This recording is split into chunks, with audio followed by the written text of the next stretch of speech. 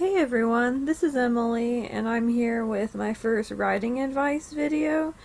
And so the topic for this is what you need to know before you start your novel. The answer might seem kind of simple because the answer is the story.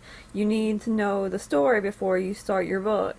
However, there's a lot of misconceptions about what the story is, so I'm going to go into what it is, but also what it isn't. In my personal experience, it always seems like we talk about like how to write, talk about, oh, you need to use active voice and dialogue tags, and it kind of drives me up the wall that we tell a lot of people how to write well and how to write beautifully, which is important, but we don't really tell them, okay, how, like, a lot of people have trouble if, like, I don't understand this character, and I've written 400 pages, and I still don't know what they're doing, and, well, that means you're going to have to do extensive rewrites, so how can you avoid having to draft and redraft hundreds of times? And so, before you begin, it's probably a good idea to understand your characters and what they want. What is a story? Well, despite my hatred of math, I broke it up into a mathematical equation. So the story is character plus plot. And we can break this down even further. The story is character plus conflict plus consequences, also known as the 3 C's, which I made up.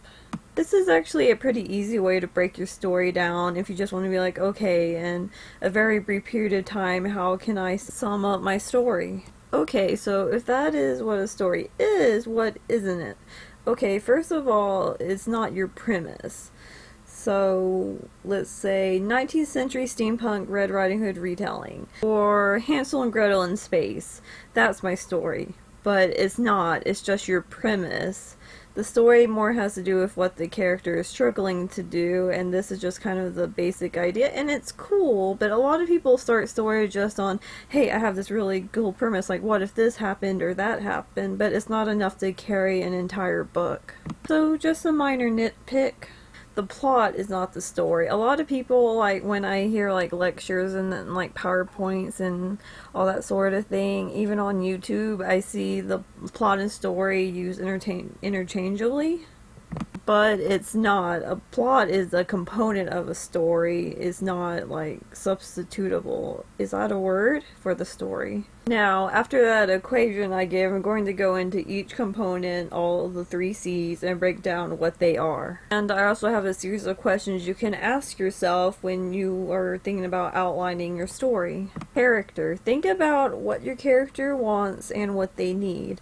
Your character typically mistakes what they want for what they need. For example, in Despicable Me, the main character thinks he needs power, and he's essentially a villain, but what he really needs is love.